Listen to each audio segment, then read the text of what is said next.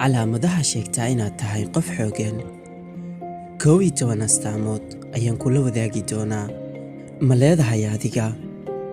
Number 1. Wax badan oo aad la cadayso xitaa adigoo dhibka ku haysto. Tani waxay tahay adigoo dadku kaa sugayaan inaad ilmayso oo aad u dhoola cadayso waana awoodda keliya ee qarsoon. Number 2.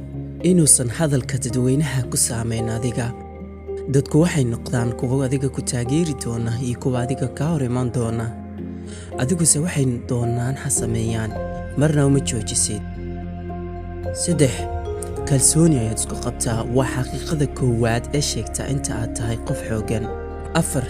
Raaligelinta waad bixisaa markay daruuri noqoto. Si fiican ayaad u garanaysaa markaad qalad samayso aad raaligeliso adigoon ka walwalin inaad weji xumo la kulanto. waxaad la socotaa in raaligelin bixinta aad ku noqon doonto qofka ugu xooggan. Number 5. Si dhaqsaha kuma xanaaqdid xataa arrimaha walaaca ugu daran. waxaad doorataa inaad isdejiso oo aad isku daydo inaad si habsami leh u xaliso xaaladaha. waxaad dareemaysaa in adigoo kor u qaadaya codkaaga aad hoos u dhigayso naftaada. 6. Kama baqdid jawaab celinta iyo ka hadlida fikirkaaga. Kamana baqanaysid inaad qaadato ra'yiga dadka kale, ha ahaato mid xun ama mid togan. waad soo dhaweynaysaa si aad wax u barato.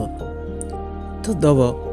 Qofna kama sugtid caawin oo naftaada waxay in badan la socotaa inaan qofna la isku halin karin oo waxay og tahay inay samayn karto waxay u baahato.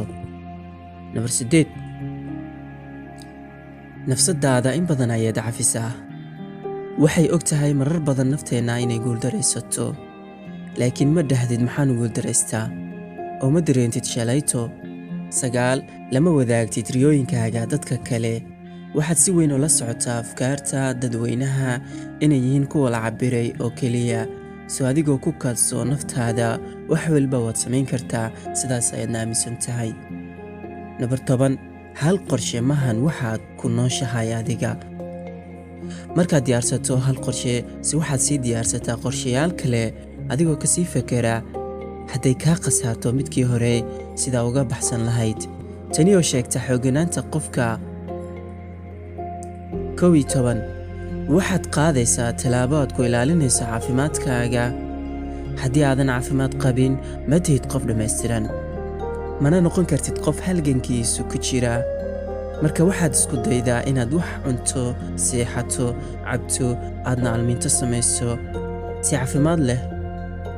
waanta saaxiibayaal I hope inaad wax badan fahantay waana rajaynayaa inaad nagu soo biiri doontid.